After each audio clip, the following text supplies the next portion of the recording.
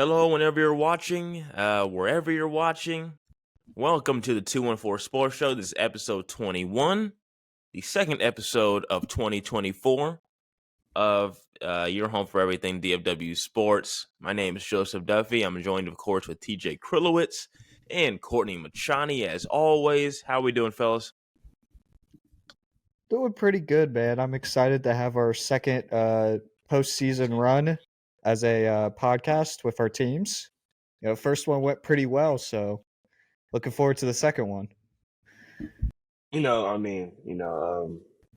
Saints had a busy week this last week, but other than that, man, at least the Cowboys made it. I'm also I'm a postseason Ravens fan. I've been on Lamar's train since 2018, so. Hey, That's crazy. my dream is a Ravens and Cowboys Super Bowl, so let's make it happen. Before we go into that, what were your thoughts on? It's going to be a Cowboys-Dolphins rematch. Sorry. What are your thoughts on this weekend's debacle with Jamal Williams and the defiance of Dennis Allen? That's bullshit. Well, first of all, Shannon Sharp is nuts for saying that they should cut him because he's a free agent. So, technically we could still cut him before the deadline, but that made no sense. Second of all, no one respects our head coach. No one respects Arthur Smith, and no one respects Dennis Allen. There are two coaches who just no team respects them. So Arthur Smith was mad. No matter if he scored that touchdown or not, he was still losing his job. I don't understand why he was so mad about that at the end of the game. It was 41. James said it. He said it was 41-17. What difference is 48-17 gonna do? He didn't even back up his guys. He apologized. That's crazy. A bad coach. I understand if you apologize to Mike McDaniels and Miko Ryans or Andy Reid or one of these top tier echelon coaches. But Arthur Smith? Ridiculous, bro. No, yeah, Duke doubled down though. He was like, I told them to take a knee. They didn't do what I told them to do. It's a rivalry, bro. It's the Falcons and Saints. Why you apologize? I want him gone. I want him fired. Unfortunately, it won't happen because Gail Benson is in love with him. But I just hope that we just go 3-14 next year and then God fire him. Because it's just the only thing I disagree with is that they should have just run a regular play. I'm not sure why they ran it out of victory formation. That to me was crazy. Yeah, that was so toxic. That was really toxic. That was. I would respect them more if they actually came into a run formation, but to try to trick the Falcons into getting that free touchdown, that was pretty crazy. I ain't gonna lie. It was funny. I'm not gonna lie. It was funny, especially for a rivalry perspective. That's funny. If we did that to the Eagles, oh my god, all hell would break loose. Oh, that would be hilarious. That would be so great. Yeah. So something I found interesting over this weekend, of course, Michigan winning the national championship. The guys that got caught in the big-time scandal end up winning the title. Alleged scandal, we should say, because I guess it hasn't been proven yet. But what are your thoughts on that briefly? We just saw another stinker of a national championship. It seems like it happens every single year at this point.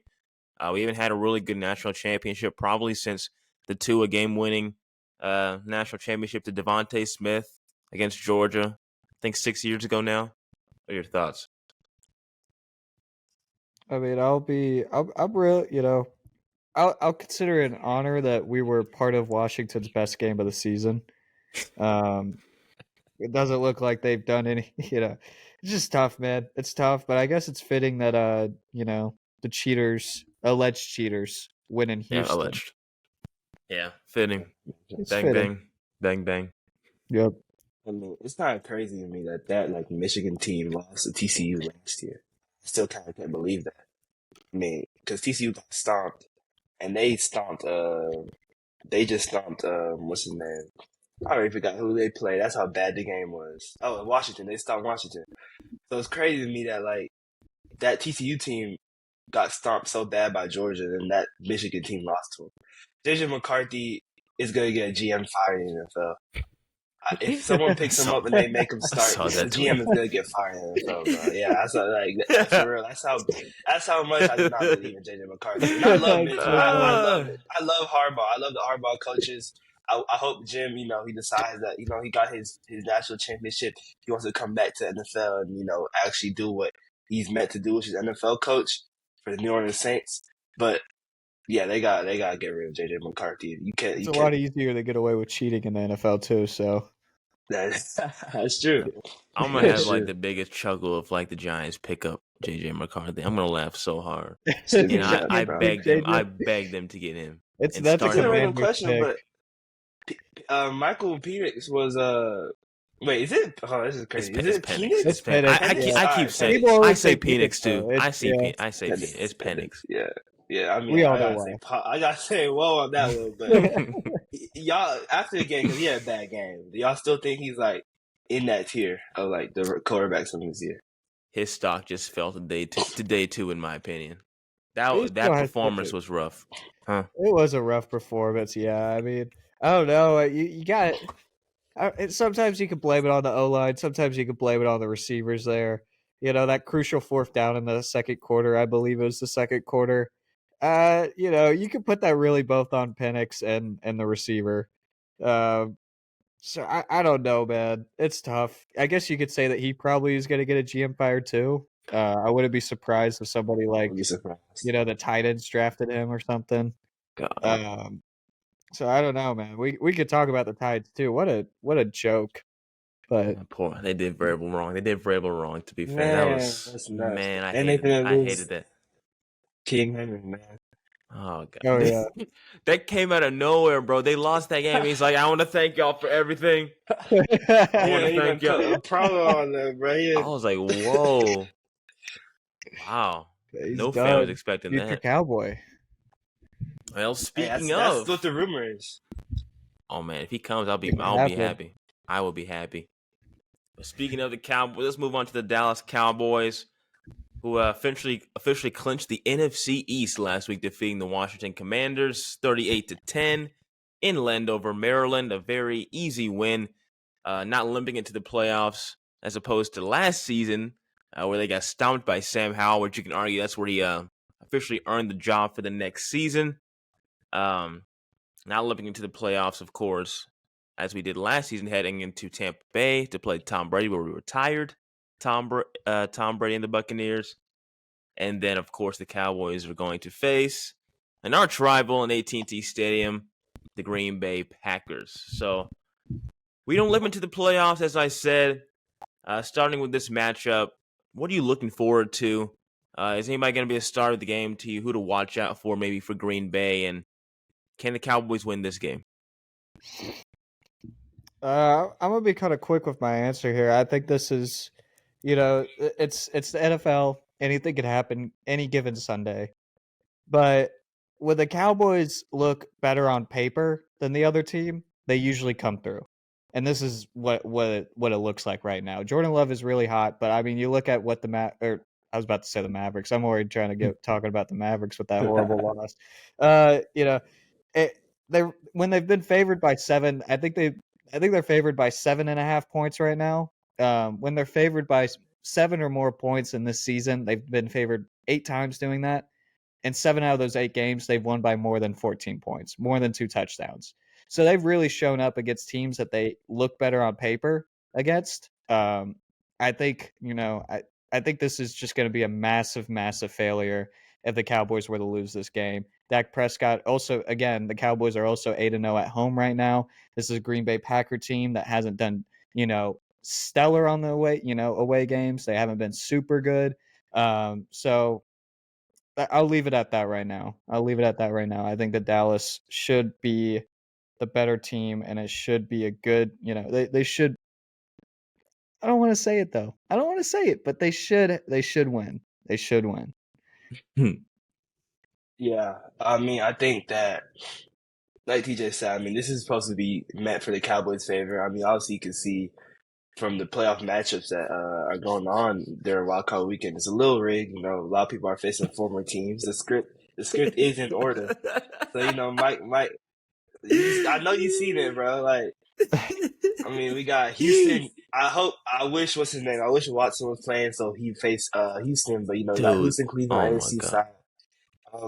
Tyreek is going back to Kansas City. Buffalo, Pittsburgh. I have no idea if there's anything there. Tampa Bay, Philadelphia.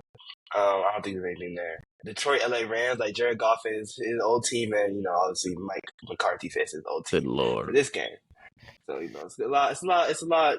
Stuff going on this wild card weekend, man. It's gonna be fun, but I think the Cowboys got this in the bag. I'm not really worried about it. The Green Bay team, even though Matt LaFleur has done a great job with them this whole season. I mean, especially for that young squad. I think they're a little bit too young to be in the spotlight now. It should. I mean, if they just lose to the Bears and Cardinals win against the Rams, then we would be in the playoff spot. But I have no ill will against them. It is what it is. But I think that they're just gonna be crumble because I just don't think they have the experience that the Cowboys have. I mean, this is the Cowboys' third season straight with Mike McCarthy making the playoffs. So I think they definitely know what it takes right now. I think they also all know that this is like their make it or break it moment. I think they all know that this is like the best team they've constructed the past 3 years. So they're gonna get it done. I mean, this is possibly the best chance we have in a while.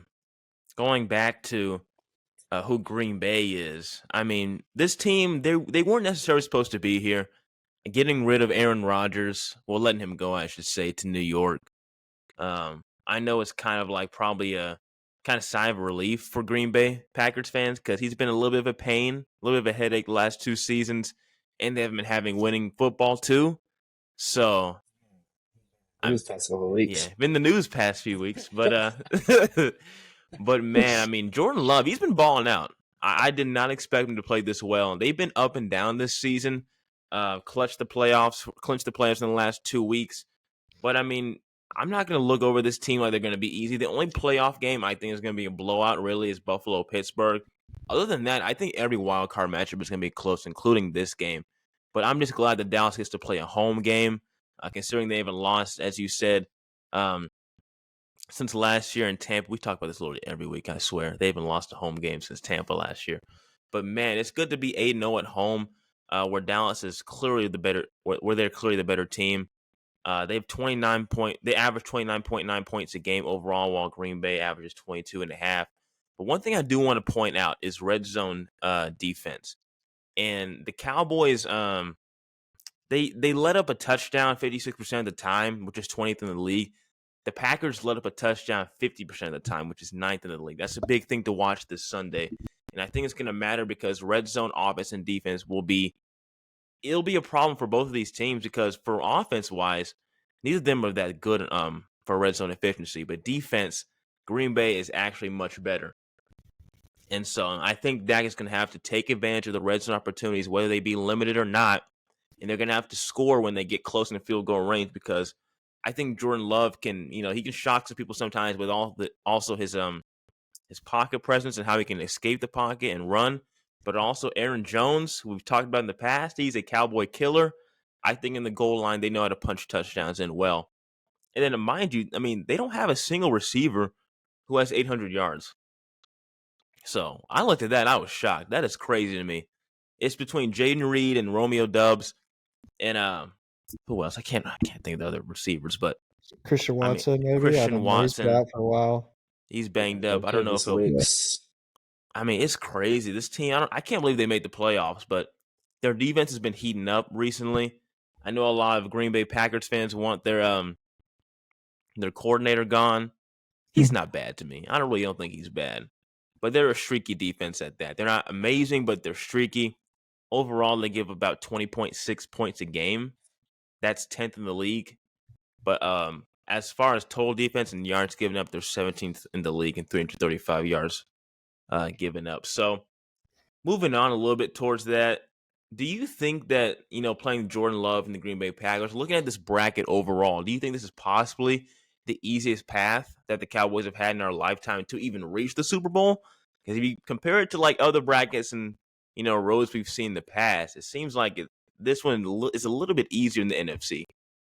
Yeah, probably. I would say so. I think it's this is the NFC has not been this weak in a really long time. I think, you think about a couple years ago when we had the 3rd seed and we were playing San Francisco in the wild card round. I mean, we had 6 seeds who were, like San Francisco that were really dangerous. I guess LA could be dangerous too this postseason, but I mean, you're looking at, Green Bay. You also had, who am I forgetting now? Green Bay was up Tom there. Brady, Tampa the Bay, Bucks, yeah, yeah. Tom Brady, Tampa Bay, and the Bucks. I mean, you just had a lot of good teams. They kind of go further on about the Green Bay. They have allowed over 300 yards to Bryce Young, Baker Mayfield.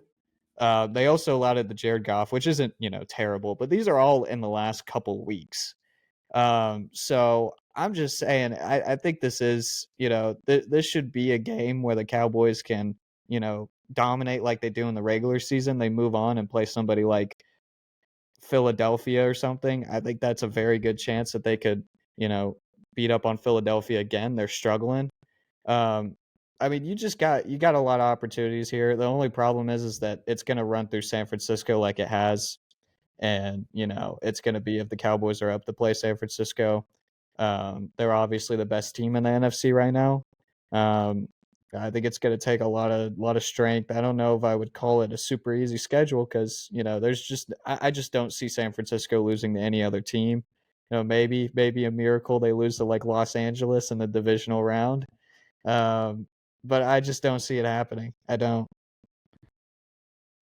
Yeah, I think this is definitely probably the best chance they've had in probably since they last Super Bowl run. Probably, I wouldn't be shocked. Honestly, I mean, if you think about the last probably big chance they had, which was that 2016-2017 season where they unfortunately lost A-Rod. I mean, they had to face A-Rod. I mean, also if you look at that conference, not only the A-Rod there, I mean, Matt Ryan was there, but you could say what you want about Matt Ryan, but around that time, he still was delivering like decent seasons. Also, he had Julio. Russ was still there in that conference. Obviously, Russ kind of carried that team for a couple of years while as Legion of Boom kind of diminished. Stafford, a little younger Stafford. Detroit really wasn't going to do anything, and then they also had Eli Manning and the Giants, which probably wasn't going to be anything from that team. But I mean, those are still a lot of decent quarterback play in that regard. And if you look at this year, I mean, we got Brock Purdy, Jared Goff, Baker Mayfield, Jalen Hurts, an older Matt Stafford, and Jordan Love. I mean, Dak Prescott is easily the best quarterback out of those 7 teams. And I think this is a quarterback league at the end of the day. I mean, I think that's definitely going to give them a confidence boost because, I mean, this is a quarterback league. And, I mean, that's the best quarterback. I mean, other than probably, I'd say, Lamar, he's probably the second best playing quarterback in this whole playoff spot to begin with. So, I mean, I think he has a good chance. If you look at defense, the defense is also in the top echelon in the NFC. They're probably the Niners. That's probably what the defense is facing.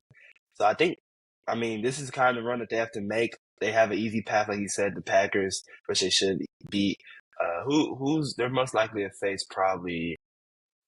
I mean, it depends what happens with the Eagles and Bucks. Because I personally think it would be the I think Eagles, it right? depends. I think it depends whoever wins the Lions or Rams games because a lot of people think that the Rams are going to win. If the Rams win, then the Rams play San Francisco and we'll play whoever wins 4th or 5th. But if Detroit wins, then we play whoever's 4th or 5th. I think, right? No, we play Detroit. Well, no, we would play Detroit if Detroit. I don't won. know. I'm thinking that the Bucks go.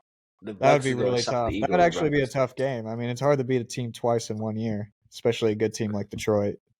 I'm not gonna lie, man. I think Stafford's gonna be a lot of motivation for them.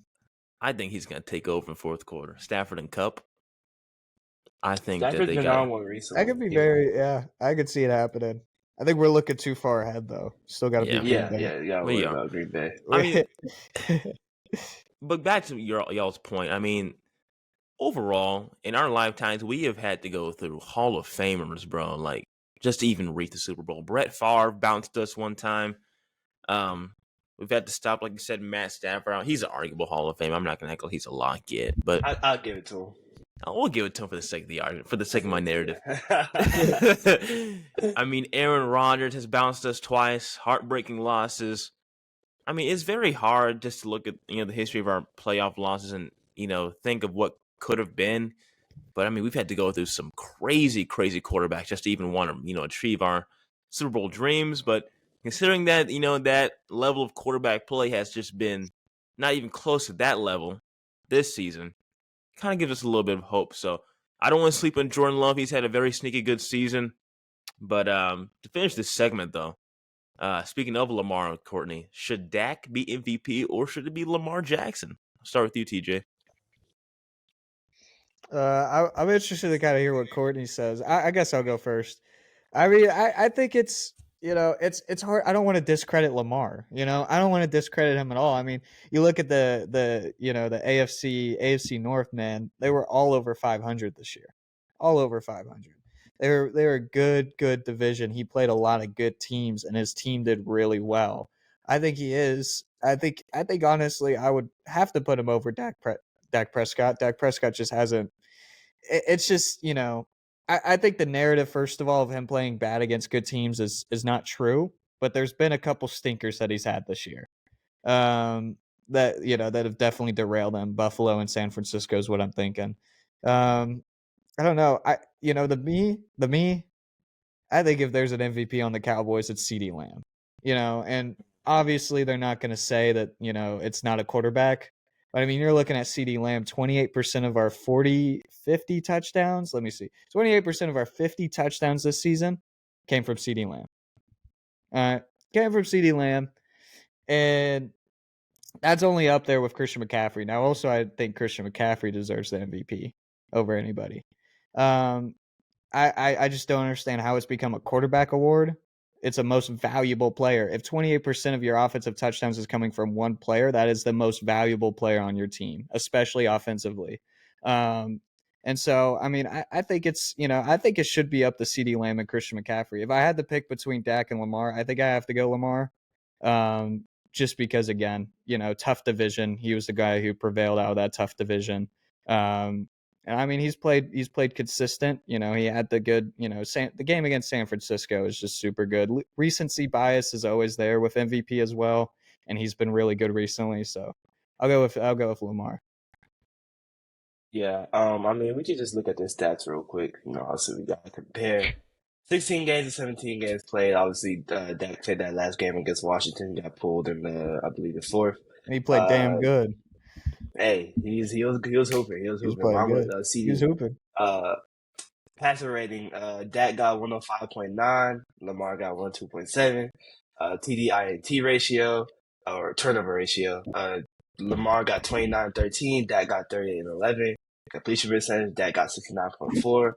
Lamar got 67.18. Dak has 4,758 yards. Lamar got 4,499 yards.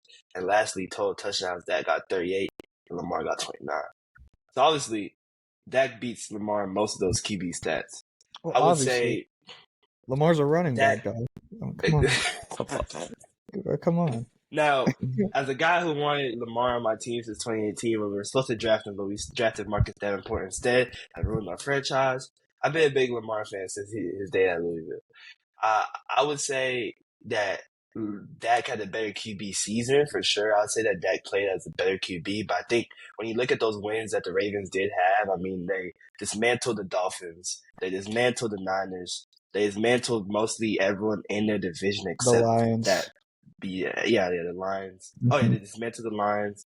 They had a couple close games against the Browns. Obviously, I mean, when you look at teams that Dak, because they did have some crossovers in the teams that they played this year. When you look at the games that he played against those teams that Dak also played, it's a lot different. I mean, he also dismantled the Seahawks. Dak and the Seahawks were also in the battle. He's also contributed to a better team. Because obviously the Ravens, I'd say, are probably one of the more complete teams in the NFL this year. But I mean, I think that wins, even though they don't like to say it, wins are a QB stat.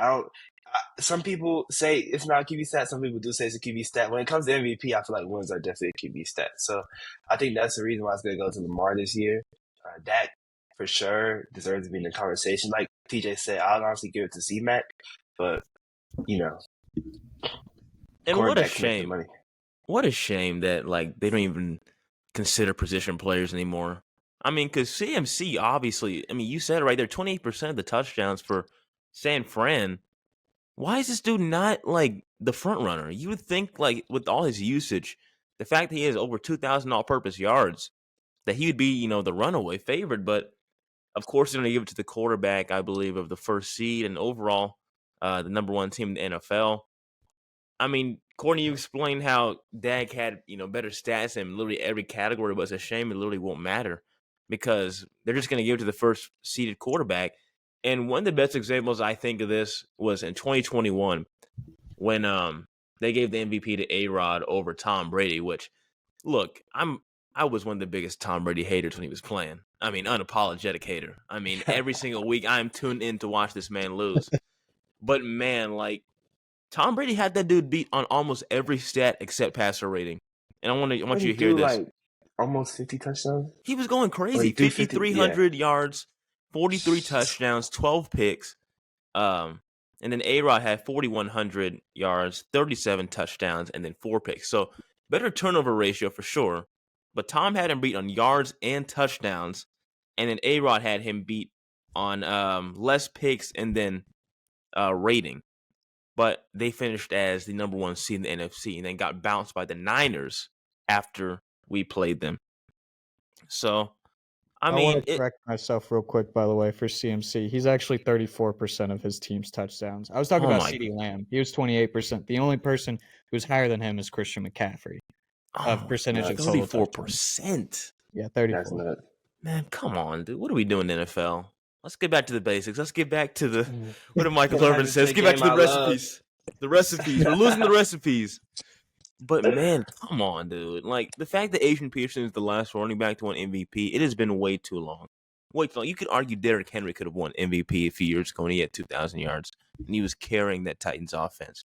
But man, sucks to be a Cowboys fan and seeing this for Dak because you'd love to have him win MVP for all the narratives to shut up all these analysts who kind of tarnish his name. Yeah. But I think they're probably Lamar doing the same thing though, shutting up the analysts that. And people don't know, man. Dak's won more playoff games than Lamar in their careers. All right. Yes, yeah. All right. That's true. Just saying, man. People want to say that Lamar shows up. We will be talking about that narrative. We will be talking about that. Let's start a dialogue. All right. 2 is better than 1. So, dude, please, Dak. Please, Dak. I mean, to be fair, they've been running that Lamar narrative for a while, but he's an underperforming playoff performer ever since that Titans loss they had, and they got stomped as number 1 seed. But look, I'm telling you, man, ESPN, Fox Sports 1, whatever, man, they are seriously brainwashing our youth, man, telling us that Dak Prescott can't show up in prime games, man. Come on.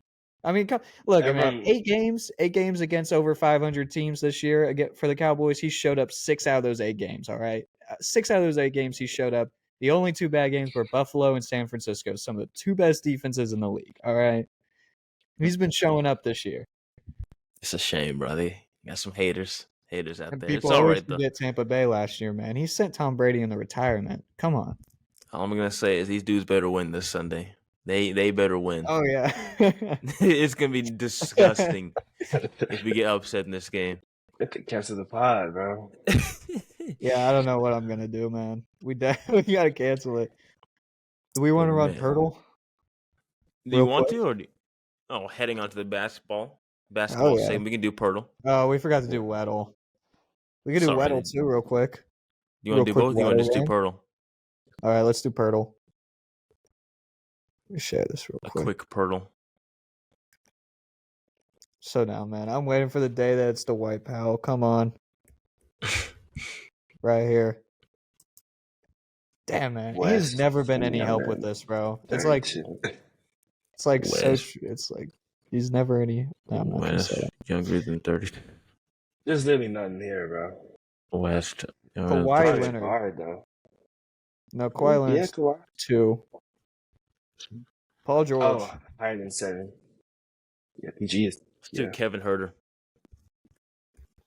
Kevin Huerter, okay. Hold up. He ain't close to 32, 31. Oh, yeah. But I think PG has to be. Yeah, PG might be. I don't know, honestly. I don't know PG's age. He's up there, though. Yeah, he's up there. 30. 33, okay. He's a guard for sure. And he's in the Northwest. 30. Got Minnesota, Denver. This could really. I don't think it's Mike It could be Mike Conley. Mike Conley, I think, is older than that, though. He might be around the same age, if not older. Mike Conley. Thunder. And you also got the Blazers. This is nuts, but Jordan McLaughlin. Jordan McLaughlin. Yeah, just try That's Jordan crazy. McLaughlin. Shout out. Oh. Okay. There's a Northwest guard, Division. though. There's a guard. So it's not Mike Conley. What a Jazz. Jordan Clarkson, possibly? Clarkson makes Cool. sense. He's It's a probably good one. around 30, It's a good one. 30-ish. Is Utah Northwest Division? Yeah. Trying to think. I That's can't the remember OVO what his guard, number I think. is. Jordan Clarkson's a single-digit number, I'm pretty sure. I just saw Jordan Clarkson the other day. Is he 0? I think he might be 0. I don't know if this is right, but Oh, he is 0. That's what I thought. heartbreaking. A bad Double Z. guess, He's though. double 0? He's Yeah, I double see 0. number. Oh, my Lord. Dude's Older wearing than double 0 6'3"? these days. So I don't think anyone on the Blazers is 31. Nah, if not, they riding the bench. Denver. Jamal Murray's around hell? 31. Is it? Isn't OKC? No, OKC's Northwestern Division too, because they used to be the Supersonics. So Yeah, don't it's forget them. OKC too. So they got a guard at 31, so maybe. crazy. What if it's Justin Holiday on the Is there Nuggets? anybody who's 31? Former Maverick legend Justin Holiday. I have no clue. This I got is no this idea. is stumping me. We can't go 2 weeks in a row of Pirtle and not knowing. No, who it we is. can't. I'm afraid it's getting ugly, but I go really Justin think it's Holiday. Justin Holiday. That's the You only can go person just I can Holiday think at of. this point. take a stab at it with Holiday. Yeah, Alright. I mean, we got 3 more guesses anyway. We got 3 more guesses. It's Damn, over. man. It's Holy. over. It It's is over. so over. I need to know numbers, bro. Is there anybody 31 in the Thunder? Or at least around that age in the Thunder? So 10 to 11. Or 10, 11, 12. Or it's more. No, that's 11. That means it's 11. It's number 11. On the Blazers or the Thunder? Mm. I don't track numbers in basketball. Because I Bro, don't I think can't it's think of Malcolm one. Brogdon. It's like one of the more younger teams in the league. That's a crazy part. Northwest Division. It has Yeah, to both be. of them are super young teams. We could show the They got- silhouette. Has to be. Let's show silhouette. I've never liked doing this. All right. Come on, Is that man. Brogdon? Is it Brogdon? Brogdon's not that old though, right? He's old. He He's old. came into the league old. He No, came into the league he's at old. like He 20, did come into the 22, league 23. old.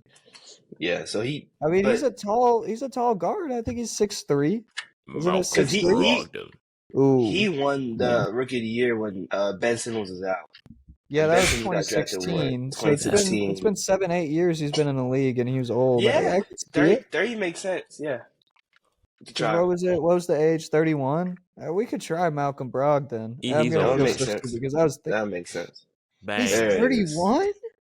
He's old. Oh, Oh bro. man, get him on the Mavericks, dude. Dude, Get him all the hell 4 out of years Portland. in college, he made sure he got that degree, bro. The son of I believe of 2 lawyers. I mean, he's Nice. gonna get the education. I mean, I they bet. said He they was- they yeah, I called him remember his rookie year when he dunked on LeBron like twice in one game or something like they that. called him Obama when he was in college because he sounded like Obama. Is that for real? Like, You got to hear my interview. He actually sounds like Obama. I haven't He heard sounds like a it. legit That's been my politician when take. he's talking. My But yeah. fellow Trailblazers. What we do? My Trailblazers, Michelle. No, but moving on to Mavericks basketball. Mavs are 22-16. Drop a big one, a stinker against the already depleted Memphis Grizzlies last night, who are 14-23 now. Mavs second in the division right now, and I believe 6th in the Western Conference. Very tough loss last night, fellas, as they dropped their 3-game winning streak. Very tough loss to what should have been a gimme and then Marcus Smart and Desmond Bain just really took over in this game. So, TJ, what are your thoughts overall on this game and what should have been a surefire win for the Mavericks? I mean, my thoughts about it is that it was just straight up bad, man. There's just nothing to say about it. Getting out rebounded by 21, 54 to 33. This is something that the Mavericks have done all my life. I have not seen a single year other than 2011 where the Mavericks have had competent rebounding. They've always had horrible, shitty rebounding. It's always been bad. And by the way, did y'all see how like the Rashawn Holmes family was tweeting last night? Oh, I didn't see it. What happened? His family was just all tweeting about his playing time, just super unhappy about it. You know, I think the hashtag spirit of dumb was what Rashard Holmes was saying on Twitter. No. No. He's take a big out and go by 20. Hashtag spirit of dumb consistency. This hashtag spirit of dumb. Hashtag MFFL. All this stuff, and I think his mom was saying something about I can't take this anymore and stuff. You know, how do you not play saying something about how the small ball is stupid, I think is what she was saying. Which, I mean, come on, man. I'm so sick of the Mavericks getting these players that are, consistent good rebounders and not playing them or letting them go. Obviously, Tyson Chandler, DeAndre Jordan made sense. But, JaVale McGee, I know he struggled, but he picked it up in the last part of the season. We need to start playing these guys more that, that we know can get rebounds. The Mavericks have gotten so stuck up in the small ball era that they just don't, they just don't. I don't know, man. They just don't get good rebounders, and that's actually a historical thing with the Mavericks. I mean, Mike, who's the best center in Mavericks history? Nobody knows. We're gonna have to go. We're gonna go to the 80s and 90s. We're gonna go. No, we're gonna go to the 80s Yeah, and 90s. Probably Mark Aguirre, maybe. We're probably gonna go with like James Donaldson or Roy Tarpley, and That's nuts, bro. nobody knows who they are. If you're not a Mavericks fan, you probably don't know who those two are. I mean, yeah. It's just unbelievable. I could go on and on about the Mavericks and their centers and how Mark Cuban just apparently hates tall people, I guess. I don't know, man. But, yeah, I mean, we talked about this last week. It's a tough schedule in January. It's a real tough schedule in January. You need to win these games. There's no excuse for losing a game against a Memphis team that lost so many players, did not have 3 of their starters and 2 of their best players. And, you got Marcus Smart that got hurt during the game. Desmond Bain, is their only player that should be playing real good, and we made him look like he was like Ray Allen. I mean, it's just completely unacceptable performance. This is not what a playoff team does. This is not what a championship contender team does. You got to take advantage of the bad games or play the bad teams, especially now. There's no excuse to lose that team, especially, I mean, I guess you could call it a trap game because, I think it was the day before or 2 days before they did beat Timberwolves, which was a big game for them. I mean, first team in the West. I mean, it's an important game to win, especially that. But for go from that to lose to a Grizzlies team without their 2 best players, Ja Morant and Jaren Jackson Jr. Who was the other starter they didn't have that game? Well, they also. I mean, I was just saying like Steven Adams, but he's been out all year. He's been out the whole year. Yeah, he's been out the whole year. Yeah. So, I mean, that team had no business winning. I mean, they outperformed us on the bench. They outperformed us in rebounds. Santi Aldama, too? Yeah, bro. Marcus Smart again got hurt halfway through the game. I mean, talking about injuries, what's his name? Luka did have a leg injury that he was dealing with most of the game, which he still scored third. He still did Luka things, but you could tell it was kind of hindering him for like a little bit of the game. So he was in and out of the court for most of the game, which is no excuse for losing to a team that bad, but it's something definitely to watch. Other than that, I mean, like TJ said, I mean, no rebounds. I mean, this team really isn't a rebounding team to begin with, the Grizzlies. So the fact that you lose to them is kind of nuts. In the rebounds, I mean, they lost them by bench points. I don't even know who Memphis has on their bench. They lost 43-24 in bench points. They got like John Conchar and like I don't even know who their bench players is, bro. Like this season is hilarious. So a lot of bench, bro. I mean, what's his name? The Mavs didn't shoot well from 3. Memphis went 14-37. The Mavs went 9 for 27. So I mean, it's really it's really just a bad game. I'm not gonna take too much into it. I mean, the Mavs are 17 now, which isn't great, but at the same time, I mean, I'm just gonna chalk it down to trap game. Trap games happen. I feel like the Timberwolves victory is more important than this Grizzlies loss. Is the way I'll put it. So that's really my take on it. I mean, y'all said pretty much everything. I don't know if I have much to add on, but I mean, it's specifically the rebounds, 54-33, man. 54-33. That is insanity to the Memphis Grizzlies of all teams without Steven Adams. Just craziness to me. One tweet I saw last night, Desmond Bane, every time he plays us, I mean, pretty much he's got a little bit of a chip on his shoulder because he thought he was coming to Dallas. And, Desmond Bane, he's from the area. He went to Fort Worth, played at TCU. And so there's a tweet basically saying that our PA guy said, man, we should have drafted you. We apologize for this. And Bane's like, you should have gotten me. And I'm like, this is just crazy. Like, that's insane. What's the PA man doing? Trying to apologize on behalf of the organization, man. But overall, man, Please, this man, team. pull up your pants. Yeah, please, dude. Yeah. But man, correct. You. Yeah, crazy over Josh Green. But correction, we're actually the 7th team in the Western Conference, not 6th. So we now drop to play-in team. Better than last year. But dude, just bad performance. Like y'all said, you got to pick it up for January. It's not gonna get any easier. It's encouraging though we can beat the T-Wolves like we did a few games ago. That's a big time win. But you got to handle the gimmies. This game should not have even been like this close. Oh, it wasn't close, but it shouldn't have been as far apart as it was with a bad team like this that was already depleted. Especially after news coming out that Ja Morant will be out for the rest of the season with that labrum injury, which was crazy considering that he just came back from that lengthy suspension. But for this Mavs team, got to pick it up because you look at the box score, Luka and Kyrie they weren't doing terribly, but the defense overall has just been abysmal all season. The rebounding, like you said, TJ, has been terrible. The shooting at times is streaky. It's time to turn it up now. It's the new year. Only have a few more games left. Playoffs is just around the corner. Looking ahead in the schedule, I mean, it doesn't get any easier, like you said, but overall, I think this team can at least hang around the 4th to 7th spots in the Western Conference, maybe. So I completely agree. I think it's a big problem when you have two players. You have Kyrie Irving taking 25 shots. You have Luka taking 21 shots. And the guy who's next in line is Derrick Jones Jr. at 9 shots. I don't know if we need to say that they need to get help, but, they need help. I'm tired of the Dallas narrative of Luka needs help, but this is – I think it is time to talk about that again. I think they definitely do need some help. Same story, different script this season. Yeah, but very true. There is a little bit of encouraging news. Get some trade, man. Speaking of that, the Mavericks are the betting favorite to land Pascal Siakam. How do we feel about that? Vegas wins again, man.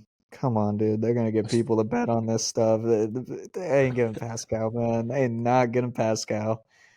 That is not happening. They need to get Jaden Hardy and Josh Green and Tim Hardaway to start scoring some damn points if they want to trade for Pascal Siakam, man. The Raptors are watching these games and they're like, yeah, man, we are not trading for these players right now. I'm just saying. And I don't see it happening. You don't see it happening? Not hopeful? I feel like the Raptors are gonna keep pump faking on Pascal. I think he's gonna sign that contract, and then he's just gonna keep playing there. I feel like they just trying to smoke screen us or something, bro. Wow. The Mavs are hitting the Dwight Powell pump fake with this rumor, bro. You mean even the Dwight Powell pump fake? Oh my God, the head bob. But moving on to the Dallas Stars. TJ Stars win against the Wild. Always good to beat the Wild after a 3-game losing skid Dallas Stars had.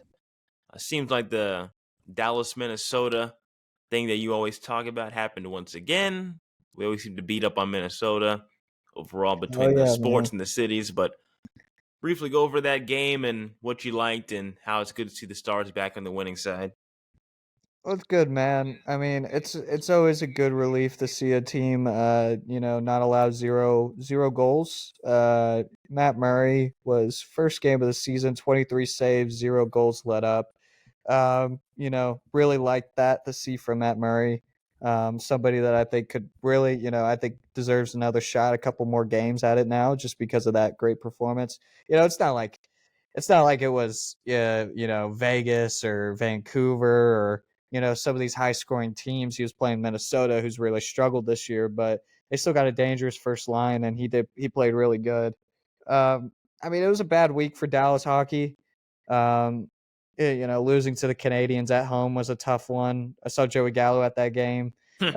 Losing to Colorado, of course, like they always do, and losing in that fashion sucked. Was at that game too. We'll be at the game tonight against Minnesota. And then, of course, losing to Nashville is just a tough one. But I mean, this is what happens in hockey. Every team goes through a rough week. The first line hasn't been the most productive this year. As they were in past years, but this is, they'll get back to it. I mean, that's the most talented first line that I've seen from the Dallas Stars in a really long time. And also, I think one of the most talented first lines in the league, which is Rupe Hentz, Jason Robertson, and Joe Pavelski. Sagan's had a great revival recently with his games. He's been scoring a lot of points. I think he's been doing really good with Duchesne. I just can't, I think Matt Duchesne is like one of my favorite players to ever watch play hockey. It's incredible to watch him play, and the way he just, the way he maneuvers the puck against, around defenders is just so much fun to watch, especially in 3-on-3 overtime hockey. But I mean, this team is really good. I think it's going to be a really exciting divisional race. Winnipeg has been surprisingly really good with former head coach Rick Bowness. And Colorado, of course, is always going to be a really strong team. We just got to win the games that count. We got to beat the teams that we need to beat.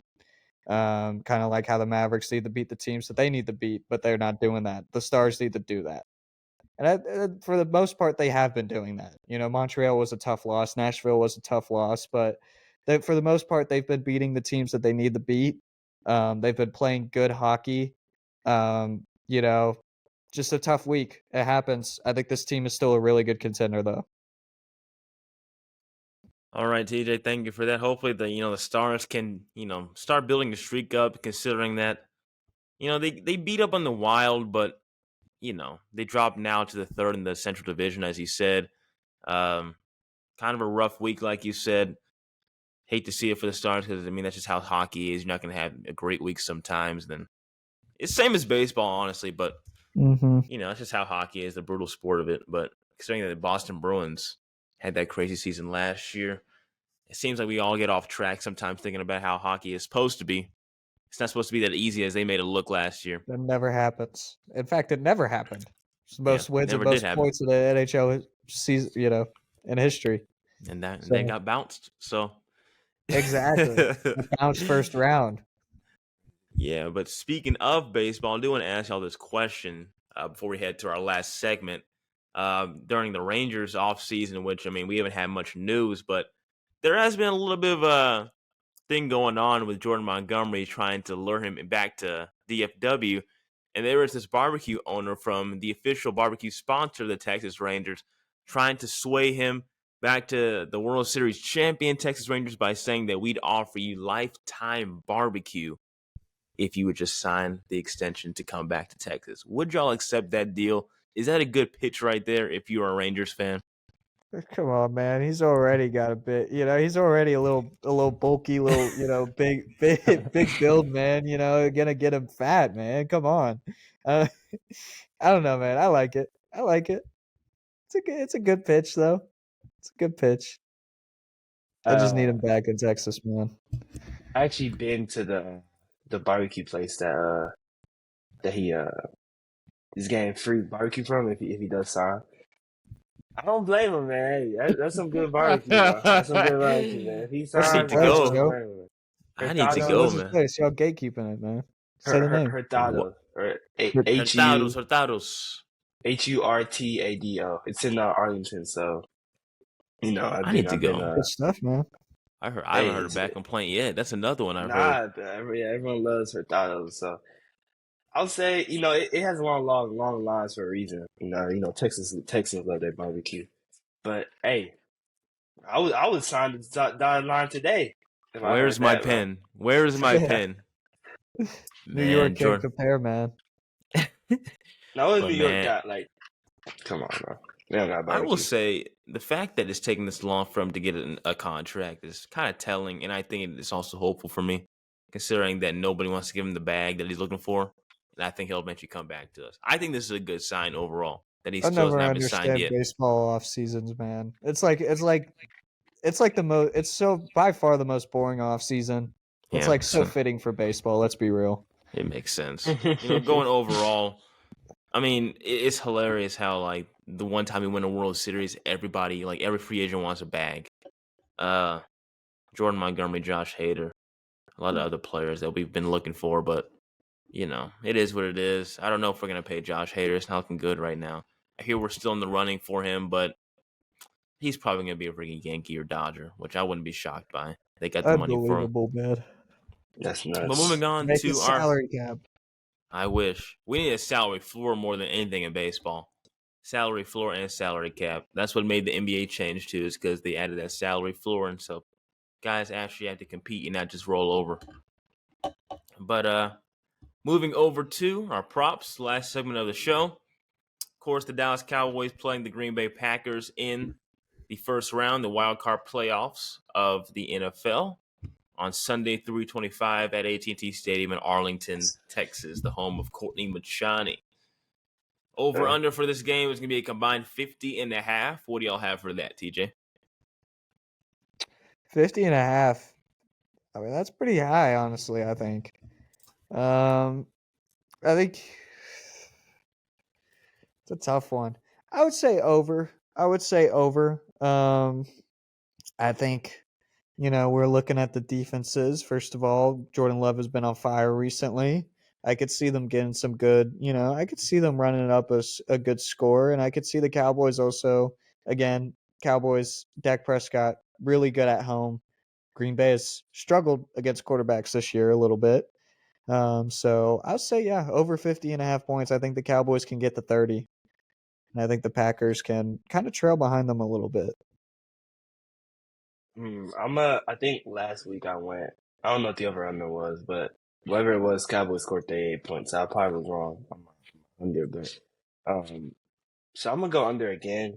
I think I went over for most of the years because the Cowboys have been such a high octane offense, but I think it's gonna be a little like Joe said earlier in the show. The Packers defense has kind of been heating up a little bit. But I don't expect the Dallas defense to waver either. So I think it's going to be a little bit of a defensive game more than you think. And obviously, the Cowboys are going to kind of just control the game for the most part. And then speaking of Cowboys controlling the game, I do think this will be an easy over. I think the Cowboys can score and eventually tack on the lead in the fourth quarter against the Packers. But speaking of Cowboys getting away with this game, they're 7.5 favorites. So do we think that, can withstand the chance, or do you think it hits a little bit less? How close do you think this game will be since the Cowboys are favored by 7.5? I'll take the 7.5. I'll take the Cowboys money line right here. Will I do it realistically? No, because I never would bet on the Cowboys. It's tough, man. It's a tough life, but yeah, I think this should be a game where the Cowboys win. Again, I'd said it in previous segments that the Cowboys 7 out of the 8 times they've been favored by more than 7 points, they cover. So, whenever they look better on paper, they usually are better. So, yeah, fingers crossed. Just copy what TJ said and paste it on mine, man. I'm going the same thing. I'm gonna go ahead and take that. I'm gonna take the 7.5. I think they go clear it. Yeah, easily. All right, I'm gonna say easy too. I think, like I said, fourth quarter is where the Cowboys are gonna separate. We're gonna separate. I think we can win this game by at least. It's not gonna backfire on us. 14. No way. No way it does. No way. But I want to start with Cowboys opponent first for a prop. Jordan Love is projected to have 247.5 passing yards. Do you think he hits that over or under? That's a tough one. They're all pretty tough. I'm not gonna lie. They are really tough. I'll go under, but not by too much.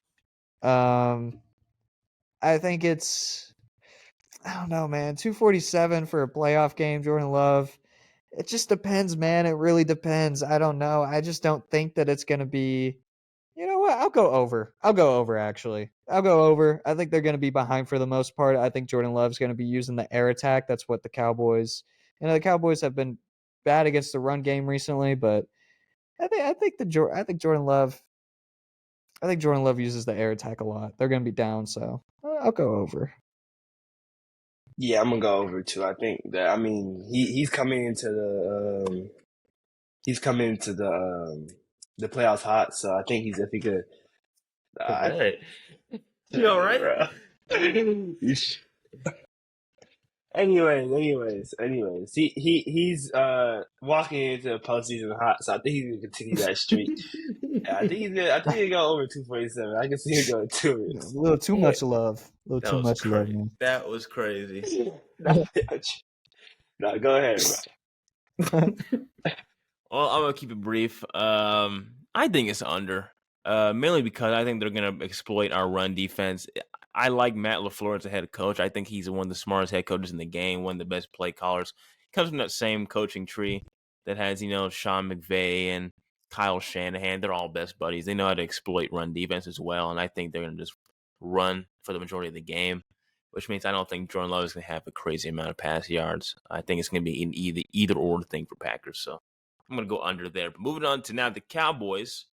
Dak is projected 277.5 yards a game for pass yards in this game. What do you think about that over under? This could go easily 50-50, I think. I could easily see Dak going under on this. I'm just going to have to go over just because that's what the stats tell us, that it's probably going to be over. Dak Prescott's had over 300 yards in 5 games. And again, I just said, I said earlier that the Packers have let Bryce Young, Baker Mayfield, Jared Goff go for 300 yards in the recent weeks. I think I have to go over. Just, I kind of also back up my previous ones because I said it was going to be over on 50.5, that the Cowboys were going to win. So I think if the Cowboys are going to dominate, I think Dak Prescott's going to have a really good game. So I'll go over. Yeah, I think recently the Packers have had a good passing defense like in the past couple of games, but they haven't really been facing a lot of big talent. Of course, obviously the Dak caliber because Dak has been top 3 QB in the league this year. So I'm gonna go over for Dak. I don't know why it's funny that Dak is the top 3 QB. I mean, he's not. Whatever, Joe. I'm gonna say that for you, bro. But I think I think they're gonna go over.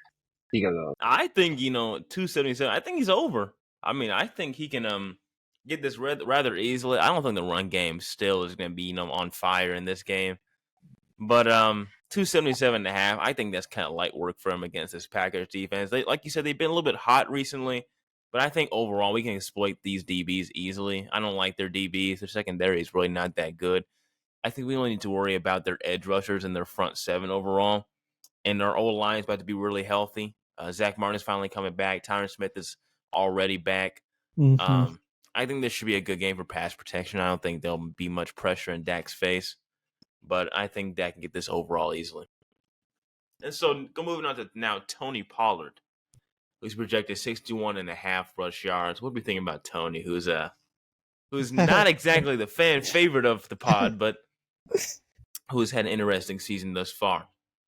I'll go over for him right now. I think it's 61.5 is it's kind of a tough one to get.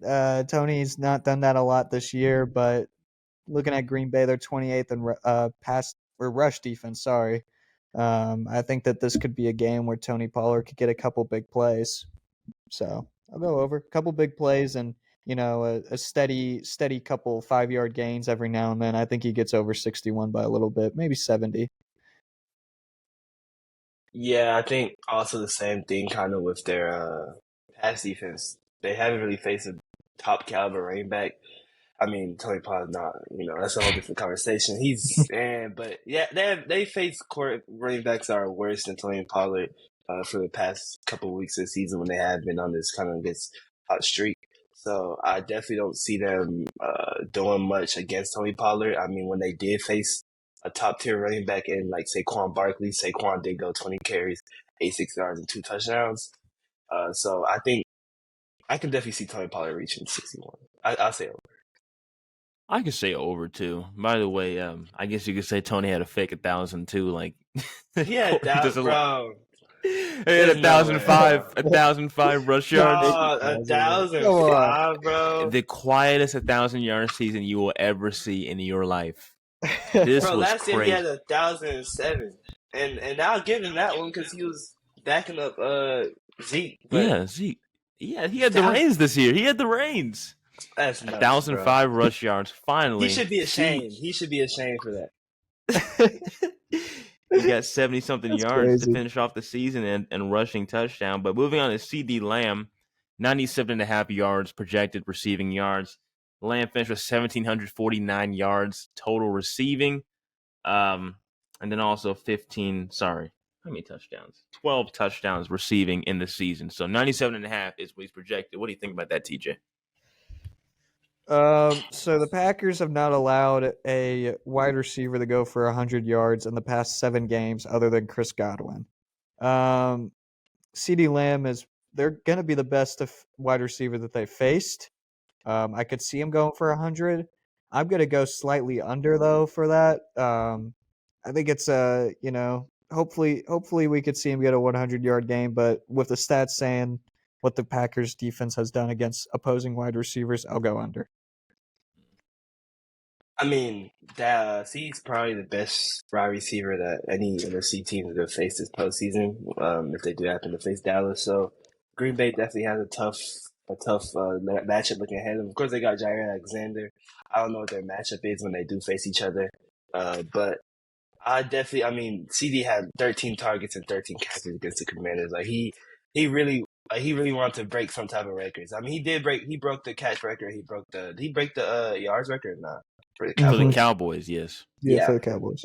So, I mean, he obviously is on a high right now. I think he's going to continue going into the postseason. I don't think that anyone's going to stop him if Mike McCarthy decides to actually give him the ball. So, I'm going to go over. I'm going to go over, too. I think he has a good game. But, man, I would love to see them spread the wealth. Please. I want them to get Ferguson more involved. I feel like they only look at CD and Cooks. And Ferguson gets the little cheap dump offs, but I want Ferguson to get more design targets because I think he's a real threat. He's tough, he's physical, he doesn't shy away from any contact. I like when he has the ball in his hands. So overall, I think he should have more targets. But I think this is an easy over for CD Lamb. This is the end of the show. So episode 21 in the books, second episode of 2024. I want to plug our social medias really quick. So you can follow this at 214 Sports Show on YouTube and Spotify.